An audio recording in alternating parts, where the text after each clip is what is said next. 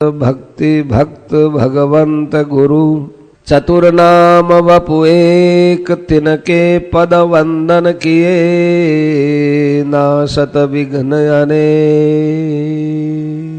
तीर्थ यात्रा में पालन करने योग्य नियम। मौके पर स्वल्प दान का भी असीम फल होने की कथा है।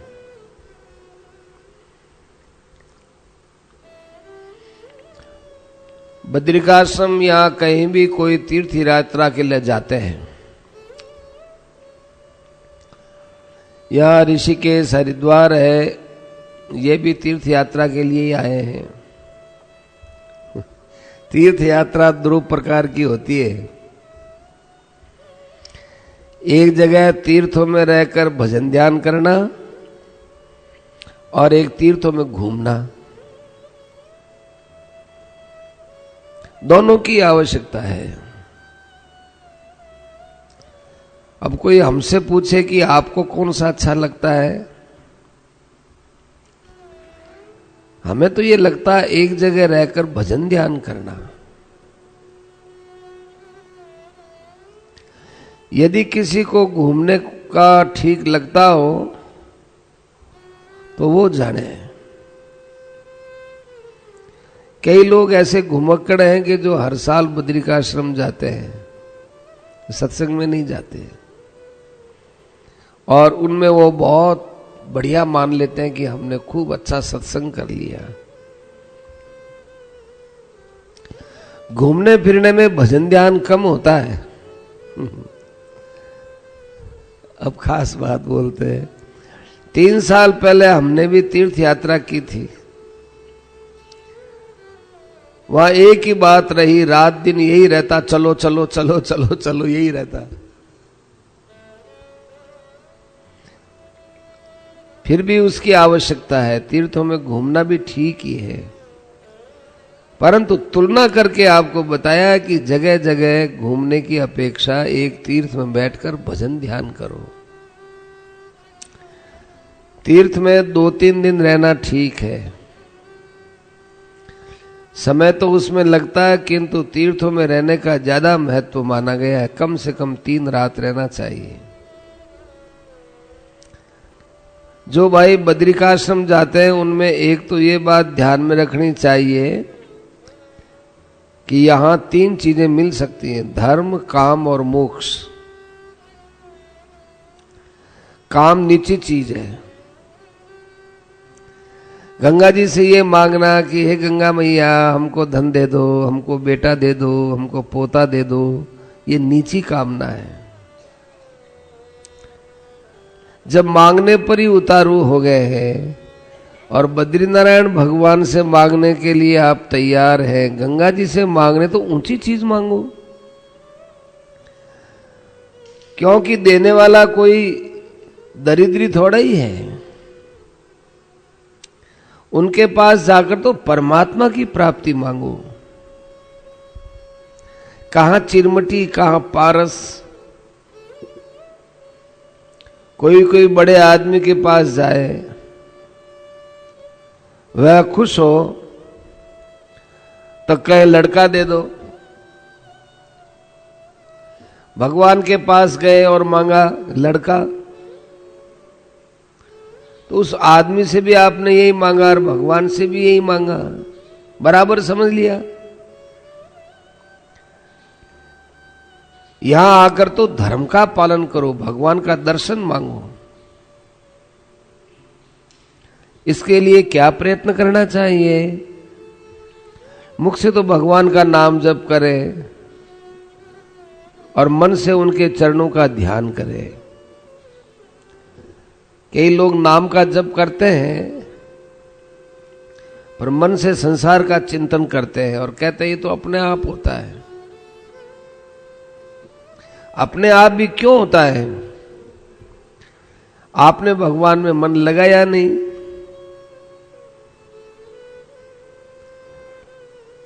तो भगवान में मन नहीं लगाया, इसी कारण से तो आपका मन संसार में जाता है।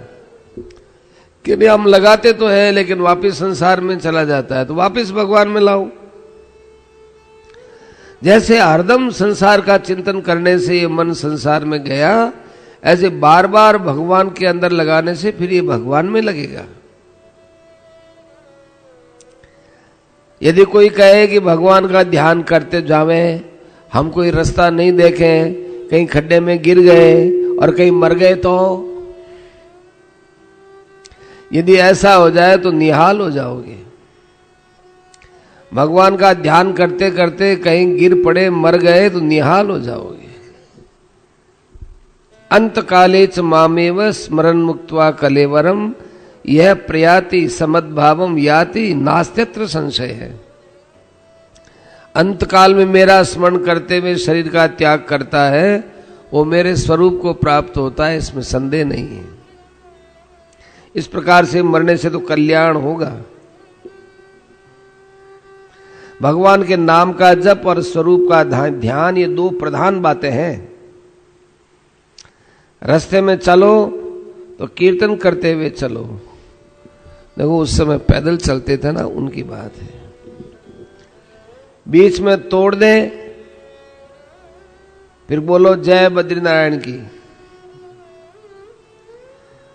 कहीं जाकर हम ठहरे तो वहां इस बात का ध्यान रखो कि टट्टी पेशाब आदि रास्ते पर नहीं करें, दूर जाकर करें।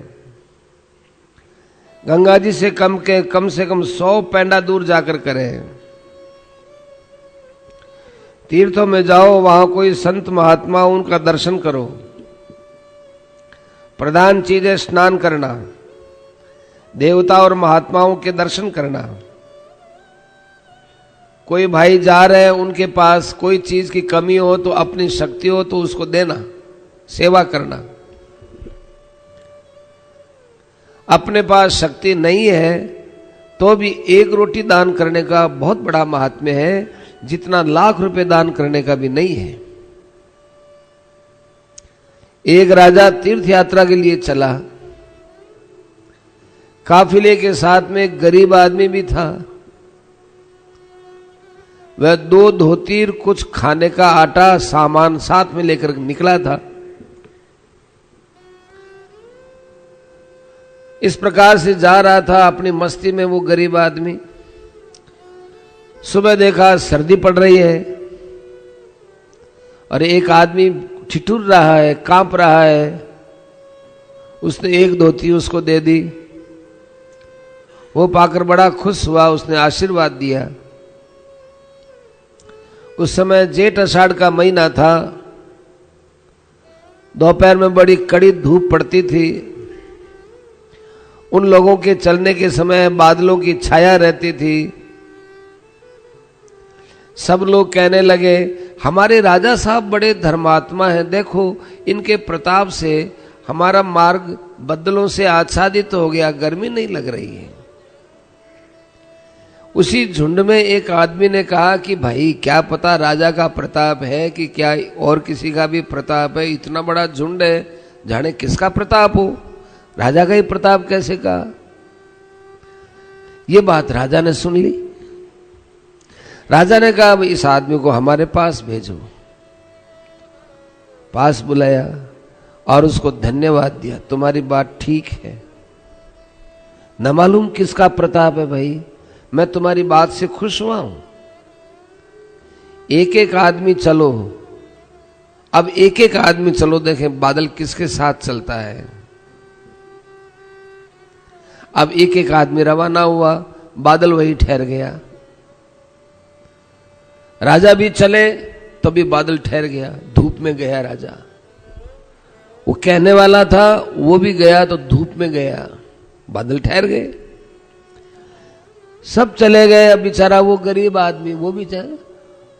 वो जब चलने लगा, जिसने एक धोती दान में दी थी, वो इतनी देर तक तो सो रहा था। उसने देखा कि अरे मेरे साथ के आदमी आगे निकल गए, मैं सोया पड़ा हूं, जगा। तो जब तक वो सोया था, बदल वहीं पर उसके ऊपर छाया कर रहा था। और जब वो उठकर हड़बड़ाहट में चलने लगा कि अरे मेरे झुंड के आदमी आगे निकल गए, तो वो जल्दी जल्दी चला, तो उसके चलने के साथ बादल भी चले। इधर वो लोग देख रहे थे, फिर उनको निश्चय हो गया कि बादल इस कारण से आए हैं। उस आदमी से पूछा, कौन हो तुम? अपना नाम बता दिया। क्या करते हो? कुछ नहीं करता, मामूली आदमी हूं। तो आपने कोई तीर्थ में दान किया है? उसने कहा, मुझे तो रोटी मुश्किल से मिलती है, मैं क्या दान करने लायक हूं? आप लोगों का सहारा लेकर आ गया, इतना बड़ा झुंड जा रहा है, राजा साहब जा रहे हैं। मैंने कहा कभी कोई कमी होगी तो पूर्ति हो जाएगी राजा से। मेरे पास क्या चीज है जो मैं दान पुण्य करूं? न मैं शरीर से सेवा करी, न मैंने कोई दान पुण्य किया। पूछा, तुम घर से क्या सामान लाए थे? घर में मेरे पास है ही क्या, एक धोती पहनने की, एक धोती और लाया, 2 धोती। और क्या लाए? बस 8-10 सेर आटा, उसकी पोटली बांध दी, कमर में लटका लेता हूं। अब धोती कहां है? तुम्हारे पास 2 धोती थी, दूसरी धोती कहां है? दूसरी धोती कई देर तक, हाँ, दूसरी धोती एक आदमी तकलीफ पा रहा था, उसको मैंने दे दी। साथ में एक महात्मा भी चल रहे थे। महात्मा ने कहा, सुनो राजन, ये एक धोती के दान की महिमा है। राजा ने हंसकर कहा महात्मा जी से, महाराज कोई न्याय भी है?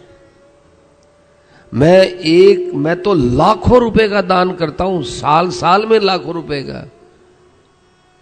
एक धोती दान में कर दी जिसमें आप हमको बता रहे हो, कोई न्याय है? लाखों रुपए का दान करने वाले के साथ तो बादल चला नहीं, और एक धोती वाले के साथ बादल चला। महात्मा ने कहा, जो है वो बड़ा न्याय हो रहा है, उसके सामने तुम कभी न्याय अन्याय की बात कर ही नहीं सकते। इस आदमी के पास है क्या जो इसने एक धोती दान में दी है? एक धोती, इसके पास है कितना?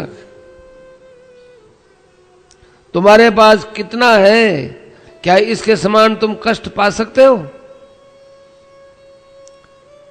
इसलिए असल में पुण्य धर्म का लाभ रुपयों के गैल नहीं होता। 1 रुपए से जो फायदा मिल सकता है वो लाख रुपए से भी नहीं मिलता। मौके पर देखो, जो अभावग्रस्त है उसको देने में अधिक फल होता है। एक सेठ ने लाखों रुपए यज्ञ दान भजन में लगा दिए, अब रुपए समाप्त हो गए।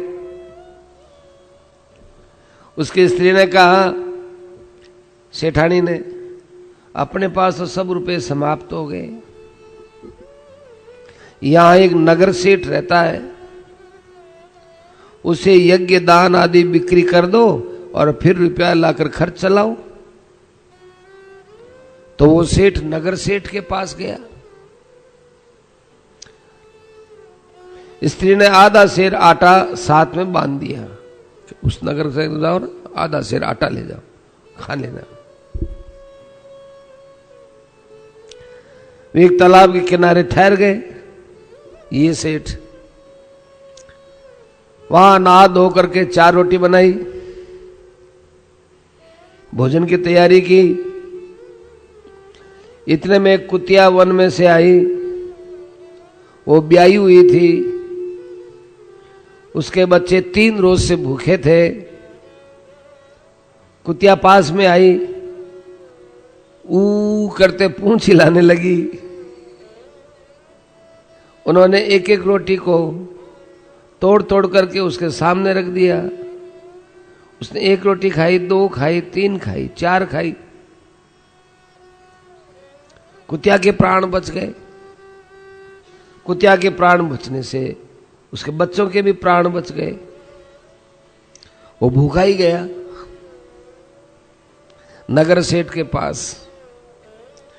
कहा कि मुझे यज्ञ दान भजन तप ये बेचना है, खरीदोगे? नगर सेठ ने कहा, आज जो तुमने यज्ञ किया है वो मैं खरीद सकता हूं, आज के पहले कोई यज्ञ दान तब किया होगा मैं नहीं खरीदूंगा। उस सेठ ने कहा, आज तो मैंने कोई यज्ञ किया ही नहीं, क्योंकि मेरे पास तो अब कोई धन पैसा है ही नहीं, मैंने कोई यज्ञ किया ही नहीं, और यज्ञ करने की ताकत होती तो मैं आपके पास मांगने क्यों आता।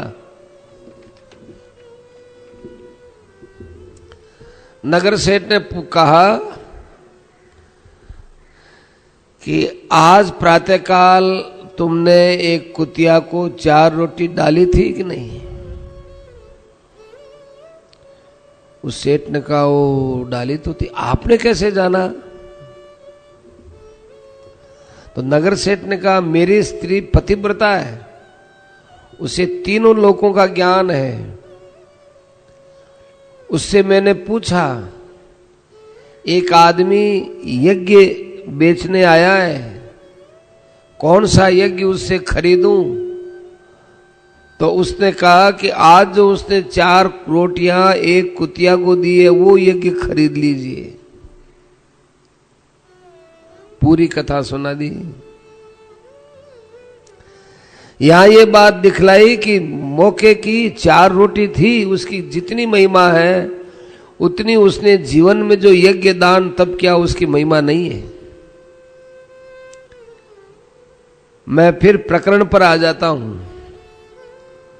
कह रहा था, रास्ते में चले तो जप ध्यान कीर्तन करते करते चले, तीर्थों में स्नान करना चाहिए, देवता महात्माओं का दर्शन करना चाहिए, संयम रखना चाहिए, चटोरापन नहीं करना चाहिए, 2 समय भोजन करें, 2 या 3 चीज खाएं, ज्यादा नहीं। सेठ जी कहते थे, रोटी खाओ, दाल खाओ या साग, ये 3 ये हो गए। और यदि कोई चावल ले तो चावल ले, दाल ले, रोटी ले, 4थी चीज मत ले, कोई भी चीज 3 चीज ले। वाणी का संयम रखो, मौन रखो, बोलना हो तो सत्य और प्रिय बोलो, स्वाध्याय करो, भगवान का नाम जप करो। मौन रहने से भजन ज्यादा होता है, साधन भी तेज होता है। तीर्थों में जाओ तो किसी की निंदा करोगे तो बड़ा पाप लगेगा। तीर्थों में आकर यदि बड़ा उत्तम काम न हो सके तो कोई बात नहीं, कम से कम पाप तो मत करो। जिस प्रकार यहाँ पुण्य कर्मों का फल अनंत होता है, उसी प्रकार पाप कर्मों का भी फल अनंत होता है। यहाँ ध्यान भी खूब लगता है। ये महात्म्य प्रत्यक्ष है, बड़ी पवित्र भूमि है। गंगा को रोज प्रणाम, स्नान, पापों का नाश होता है। गंगा के किनारे गंदगी फैलाओगे पाप लगेगा। धोती भी निचो तो दूर जाकर निचोनी चाहिए, और भी कोई तरह का पाप नहीं करें, किसी की आत्मा को कष्ट न पहुंचाए। यहाँ जो पाप किए जाते हैं वो वज्रलेप होते हैं, इसलिए यहाँ कोई तरह का पाप नहीं करें। शरीर से भी कोई पाप न करें, तिरस्कार न करें। शरीर का तप करो। देव द्विज गुरु प्राज्ञ, देव माने देवता, द्विज माने ब्राह्मण, गुरु माने गुरु, प्राज्ञ माने ज्ञानी जन। गुरु का अर्थ है माता पिता, गुरु आचार्य, अपने से बड़े, परिवार में बड़े, पद में बड़े, आयु में बड़े, गुणों में बड़े, उनको प्रणाम करना वो गुरु है। पवित्रता, सरलता, ब्रह्मचर्य, अहिंसा, ये शरीर संबंधी तप कहा जाता है। बड़ों को पूजन करना, बड़ों को नमस्कार प्रणाम करना, सरलता का व्यवहार रखना, ये तप है। दूसरी स्त्री को देखे ही नहीं, दिख जाए तो उसके चरणों में दृष्टि डालो। स्त्री को पुरुष दिख जाए तो भाई, बेटा या पिता के समान समझो। गोस्वामी जी की ये बात याद रखो। उत्तम के यस बस मन माही, सपने हुआन पुरुष जग नाही। मध्यम परपति देखिए कैसे, भ्राता पिता पुत्र निज जैसे। हिंसा की तो बात ही नहीं करनी। और दूसरे का अन्न ग्रहण करके दूसरे का अन्न ग्रहण के दाने के समान समझो कि ग्रहण को कौन खावे। रास्ते में जा रहे, कोई फल लगा हुआ है, लेना ही नहीं है दूसरों की चीज को। दूसरे के हक पर अपना अधिकार मत जमाओ। अपना जो साथी है उनका साथ मत छोड़ो। कोई बीमार हो जाए तो उसके साथ यदि वापस आना पड़े तो वापस आना अच्छा है। कई लोग सोचते हैं हम तो अब दर्शन करके ही जाएंगे, बीमार पड़ा है तो पड़ा है। ऐसा मत करो। वो बीमार हो गया, वापिस यदि लौटता है लौट आओ, आपको तीर्थ का फल मिलेगा। बल्कि तीर्थ जाकर दर्शन करते उसकी अपेक्षा ज्यादा लाभ मिलेगा। युधिष्ठिर की कथा जानते ही हो ना। उन्होंने कुत्ते का साथ भी नहीं छोड़ा। हमारा साथी बीमार हो जाए उसको छोड़कर जाने का मन ही क्यों। रास्ते में पानी लग जाता है, गर्म करके पिया जाए तो अच्छा है। भूख से कम खाओ। जहां चट्टियों में ज्यादा आदमी रहते हैं वहां दूसरे आदमियों को आराम करने दें। यहां तो धर्म पालन के लिए आना हुआ है, आराम के लिए थोड़े ही हुआ है। अपने पास रास्ते में बरसात आ गई, अपने पास 2 कपड़े हैं, एक दूसरे को दे दिया, उसका निर्वाह हो गया। रास्ते में सबकी सेवा करो। तीर्थों में सेवा का महात्म्य बड़ा है और 1 मिनट भी फालतू समय नहीं बिताना चाहिए। शरीर से हरदम काम लें। या तो दूसरों की सेवा करें या स्वाध्याय करें। तीर्थों में इन बातों का ज्यादा ध्यान रखना चाहिए। किसी पर क्रोध मत करो। कहीं पर भी स्वार्थ सिद्धि की तरफ ध्यान मत दो। स्वार्थ से ही ज्यादा पाप होते हैं। दूसरों की सेवा और दूसरों की बड़ाई करो।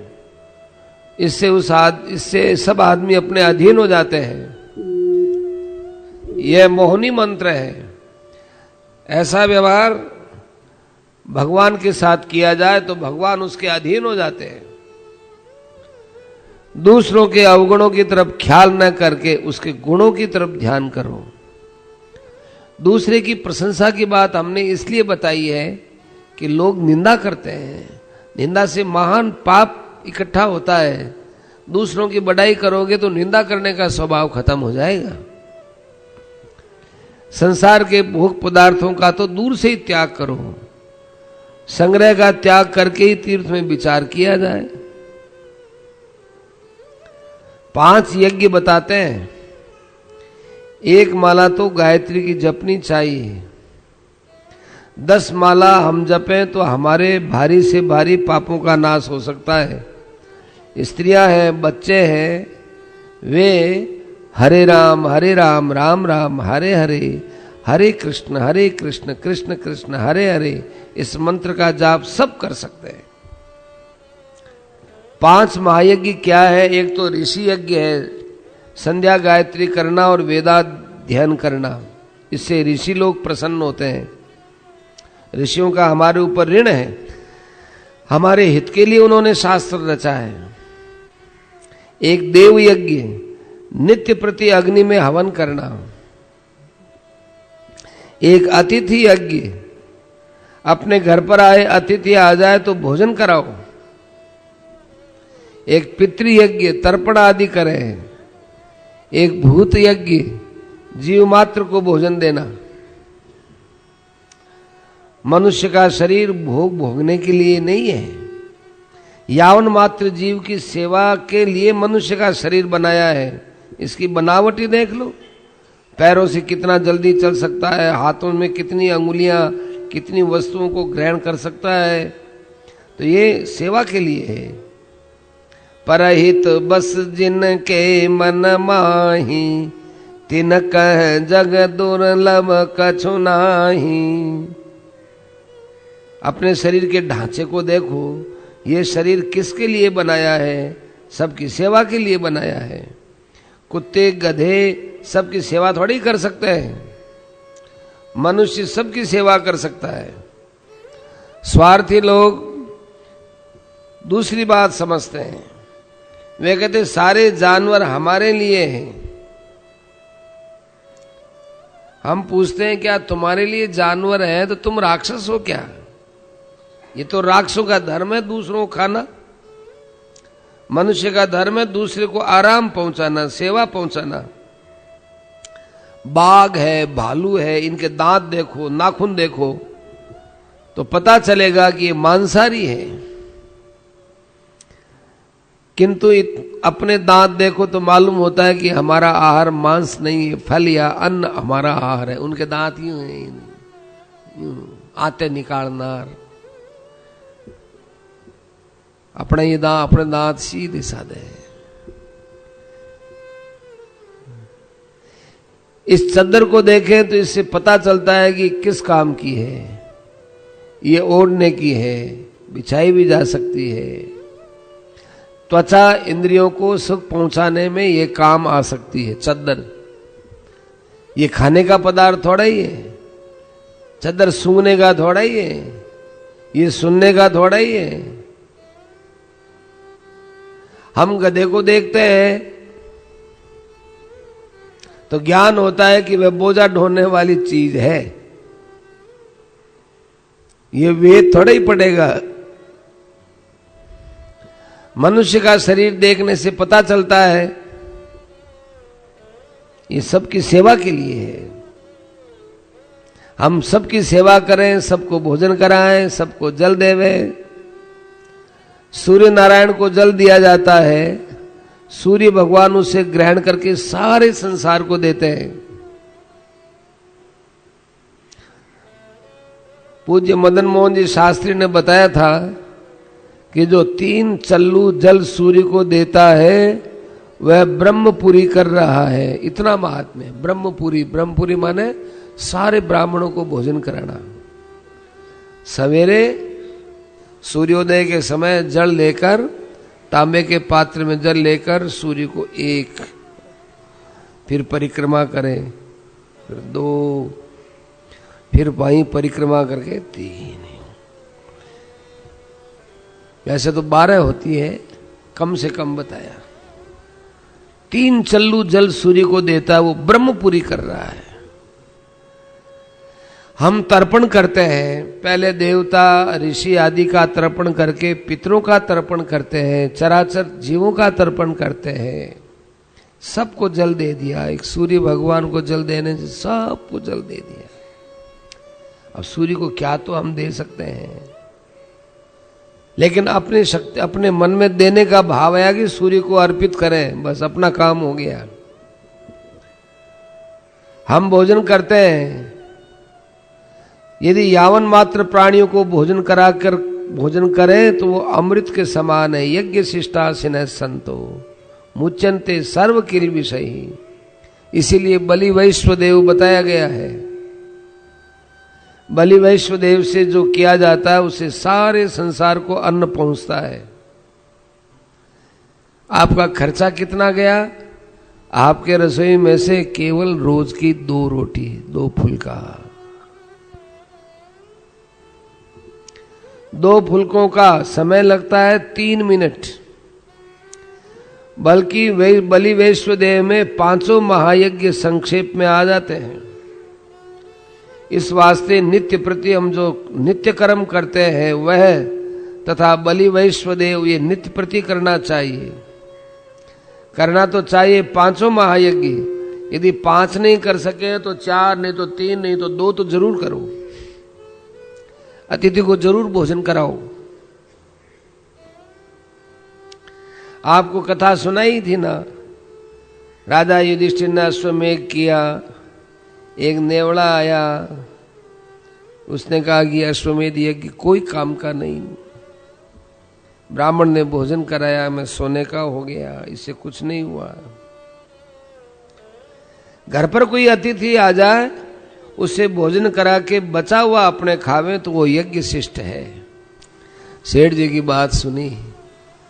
सेठ जी को दूध अनुकूल पड़ता था।